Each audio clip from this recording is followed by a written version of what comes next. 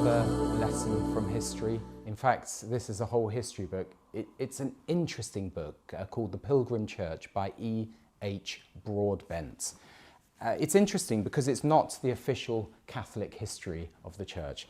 As you know, history is written by the victors, by those who are in charge, those who have control of the great libraries and the scribes and the scriptoriums and the like. But the interesting story here is it shows that even those who were described as heretics were carrying a flame of a New Testament church which was pure and uncorrupted by church history and church politics and the self-aggrandizement of bishops and cardinals.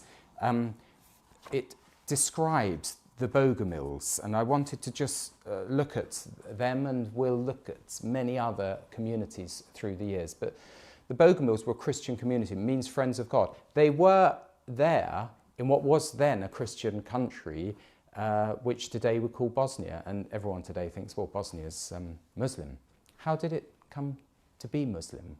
It came to be Muslim because this Christian community didn't quite fit the mould of the Roman Catholic Church of its day, were oppressed by the King of Hungary, and the kings paid homage to the Pope. Oppressed to such an extent that they went to the Ottomans, they went to the Muslims for protection, and the protection was on the basis that they converted to Islam. And so this wonderful expression of the body of Christ, of the New Testament church, faithful to the scriptures, of course, history is, as I said in my introductory 5-minute slot, it is just a little thin slither of information, and this is what we're going on. But it's important to note that there's much more to history than just the official accounts. Now, the Bogumils sought refuge by the Muslims, and it became Muslim. Bosnia became Muslim. And even in our day, we've had these terrible wars with, you know, Slobodan Milosevic and Latko Radic and Karadin, whatever his name is. He's just been put away. They are the ones who have been trying to Christianize this neighbouring country, even trying to oppose the Roman Catholic as it became Croatia with some Serbian Orthodox domination. The East-West division of the Roman Empire described in Daniel, foretold in Daniel, projected and prophesied there.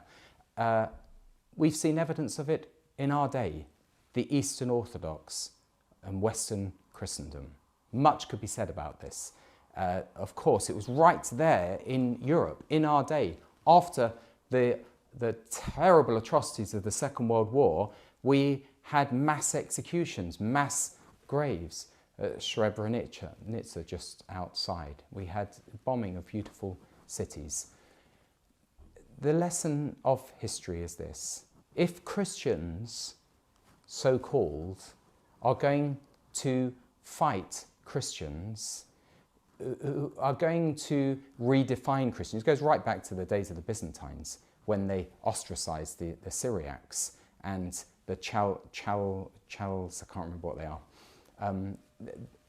over minute different sort of monophysite readings of the creed, you know, that this is actually the issue that divides them still, that the Holy Spirit proceeds from the Father, or is it from the Father and the Son? This little clause that's there in the creed that they added to say that the Son and the Father are of equal value. These divisions can lead to supersessionism. They can lead to the trampling down of fellow Christians. They can lead to the Armenian massacre. This is what can happen if there is intolerance even among Christians.